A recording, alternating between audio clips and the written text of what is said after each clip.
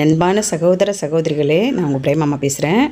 இன்றைக்கி கோலா மீன் சீசன். இது இன்னும் ஒரு மாதத்துக்கு தான் வரும். இன்றைக்கி கோலா மீன் வறுக்கிறேன், வறுத்து குழம்பு வைக்கிறேன். அப்படியே இன்னொன்று செய்கிறியேம்மா, கோலா உருண்டை. கறி கோலா.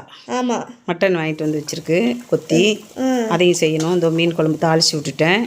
இது எப்பயும் வைக்கிற மாதிரி தான் வச்சுருக்கேன். ஆனால் இதில் எக்ஸ்ட்ராவாக என்னென்னாக்கா, மீனை வந்து மசாலா தடவி வறுத்துட்டு அப்புறம் குழம்புல போட்டிருக்கேன். உருட்டிட்ட அவ்வளோதான்.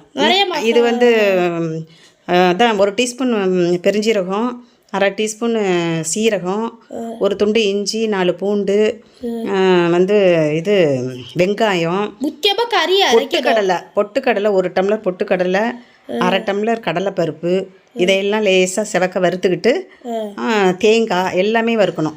வறுத்து வதக்கி கறியையும் சேர்த்து அரைச்சி கருவேப்பிலை கொத்தமல்லி தூவி உப்பு போட்டு மஞ்சள் தூள் போட்டு இது பண்ண வேண்டியது. வரமிளகா 2 போட்டுக்கலாம் காரத்துக்கு.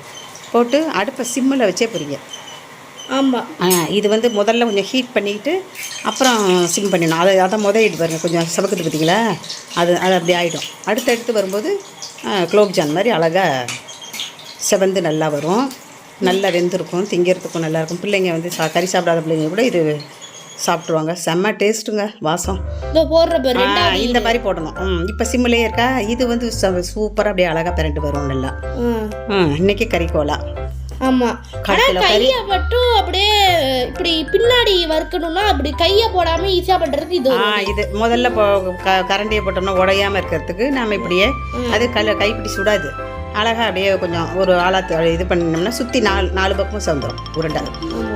ஈஸியாக இருக்கும். எப்பயுமே அது மாதிரி செய்யும். கரண்டியை உடனே போடாதீங்க. அது மாதிரி பண்ணி ஒரு 2 நிமிஷம் வந்துடும் பாருங்க.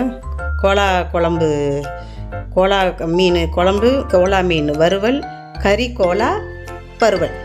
தேங்க்யூ ஃபார் வாட்சிங். சப்ஸ்கிரைப் பண்ணுங்கள். நன்றி, வணக்கம்.